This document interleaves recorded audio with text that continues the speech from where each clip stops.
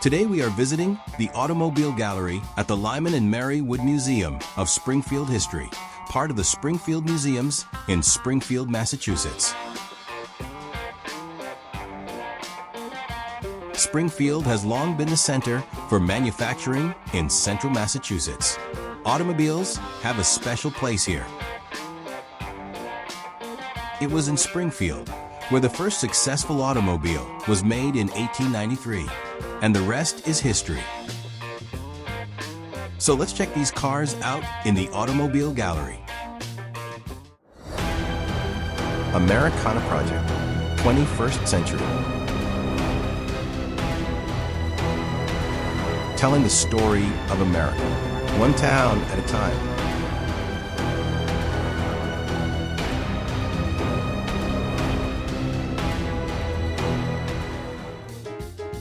Founded by Charles Duryea and his brother Frank, their company built the Duryea motor wagon.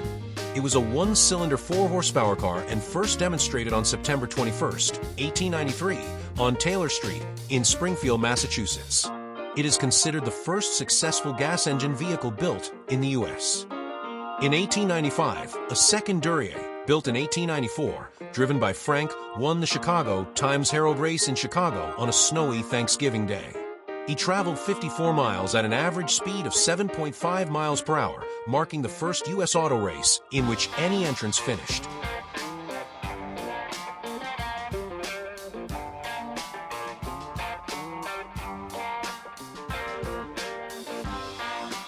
That same year, the brothers began commercial production, with 13 cars sold by the end of 1896. Their first 10 production vehicles were the first automobiles sold in the United States. Banking on the idea that future racing successes would propel their market share, in 1896, the brothers entered 2 vehicles in Britain's London to Brighton veteran car run. A total of 33 motorists set off from London for the coast, and 17 arrived in Brighton. The first of the cars set off from London at 10:30 a.m., and the first arrival in Brighton was a Duryea motor wagon, beating the next closest Brighton arrivals by more than an hour. This is an original copy of America's first successful gasoline-powered automobile. This was meticulously built to commemorate the 100th anniversary of that first historic test drive. The brothers went their separate ways by the end of the century over a dispute for financing that would have required moving the company to Detroit. Frank helped produce the Stevens Duryea at gunmaker Stevens until 1927, while Charles produced Duryea vehicles as late as 1917. The Stevens Duryea Company produced the first 6-cylinder engine marketed in America. At the company's height, they were producing about 1,200 automobiles a year. This is a 1903 Stephen Duryea model, L. Harry Knox developed an air-cooled, tiller-steered, 3-wheeled automobile in 1899. Knox and the pioneering Knox Automobile Company played a role in developing motorized fire vehicles, police patrol cars, taxicabs, trucks, and tractors. This is the 1919 Millitor motorcycle, made by Knox Motors. The Millitor began life in Cleveland, Ohio as the Militaire, a motorcycle with car-like features including a steering wheel, bucket seat, wooden artillery wheels, and a forward-positioned engine located within an automotive-type chassis. First conceived in 1910 with the U.S. Army in mind, the Militaire went through several changes, including the substitution of the handlebars for steering wheel, an upgrade to a 4-cylinder inline engine, and the name change. Unfortunately, the Millitor proved too heavy and did not test as well as the Indians and Harley-Davidson bikes. The Army did, however, order a small number of the Millitors, but they were unable to handle the muddy fields of Flanders.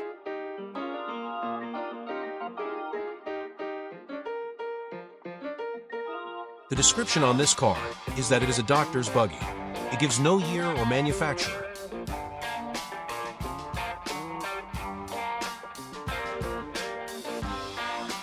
In 1920, British automaker Rolls-Royce sought to establish a plant in the U.S. Springfield was selected as the site since it boasted a high number of skilled craftsmen. The company produced 2,944 of these iconic cars in Springfield. The museum has two Rolls-Royce cars on display. This one is a 1925 Silver Ghost Piccadilly Roadster, formerly owned by S. Presley Blake, co-founder of Friendly's. The Silver Ghost was launched by Rolls-Royce in 1907. It was known for its smoothness, quiet ride, and durability. To demonstrate this, the company, in 1907, sent an early Silver Ghost to travel approximately 14,000 miles back and forth repeatedly between London and Scotland before requiring service. Quiet as a ghost and silver for the silver plating decorating its trim.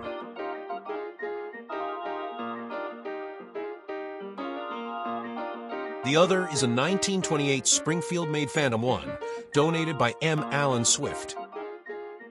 Introduced in 1925, the new Phantom was Rolls-Royce's second 40-50 horsepower model.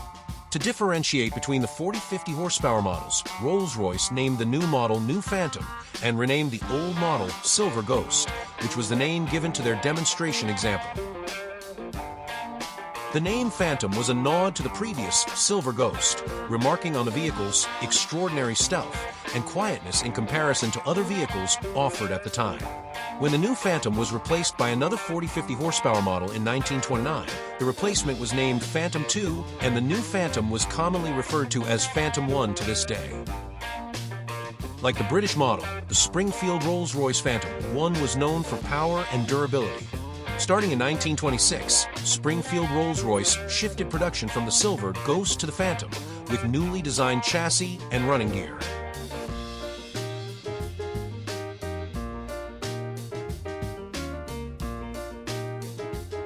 Formed in 1865, the Heinz, Pierce, and Munschauer Company was best known for its household items, especially bird cages. In 1872, George Pierce bought out the other two and named the company George N. Pierce Company, and in 1896 added bicycles to their product line. After failing to create a steam-powered car in 1900, they ended up building its first single-cylinder, two-speed, no-reverse motorette in 1901. In 1902, they built their first two-cylinder car, the Arrow. In 1904, Pierce decided to concentrate on building bigger, more luxurious cars for the upscale market. He created the Great Arrow, which competed against 33 other competitors in the Glidden Tour of 1905. This endurance run was to determine the most reliable car. The 350-mile race from New York to Bretton Woods, New Hampshire was won by Percy Pierce in a Great Arrow. George Pierce sold the company in 1907 and died 3 years later. In 1908, the company changed its name to the Pierce Arrow Motorcar Company. In 1909, President Taft ordered two Pierce Arrows to be used for state occasions. These were the first cars of the White House.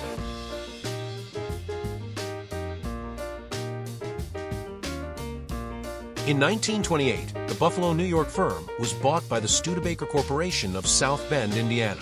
The partnership lasted 5 years and gave the Pierce Arrow access to a vast dealer network.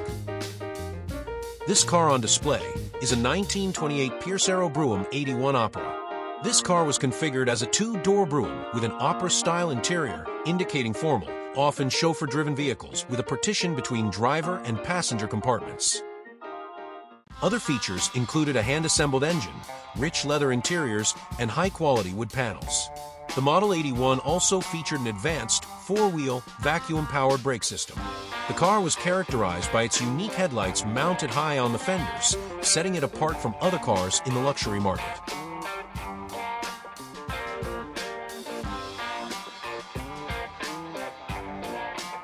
This 1901 Crestmobile, Doctor's Runabout, was a single-cylinder, chain-driven automobile designed by the Crest Manufacturing Company in Springfield, Massachusetts.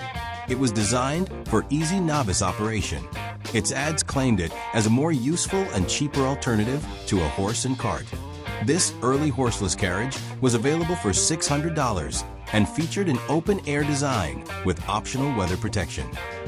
This 1985 Cadillac Seville belonged to Springfield native Theodore Geisel, also known as Doctor Seuss, who created the Grinch character. He and his wife moved to California after World War II. He would later buy the car, and he wanted a specific vanity plate. He wanted it to say Grinch. However, another Dr. Seuss enthusiast owned the plate for his RV. Geisel had to wait years. Finally, the owner of the plate was moving out of state and released the plates back to the Geisels, with a note apologizing for having hogged it so long. The plate became his pride and joy, and the Cadillac became known as the Grinch Mobile. Theodore Geisel would die of cancer in 1991 in California at the age of 87. The Grinch Mobile is now back in his hometown as part of the Springfield Museum. It is not the only homage to Dr. Seuss at the Springfield Museum. There is another whole museum building dedicated to him, known as the Amazing World of Dr. Seuss Museum and the Dr. Seuss Sculpture Garden. You can check out the video on our visit to that museum by following the link in the description. Hey, thank you for watching my video. If you like it, please hit that like button. If you want to see some more, you also should hit that subscribe button. That helps me out a lot. But if you liked it, share it, because I'm sure your friends would too. This is Ohm. We'll see you next in time.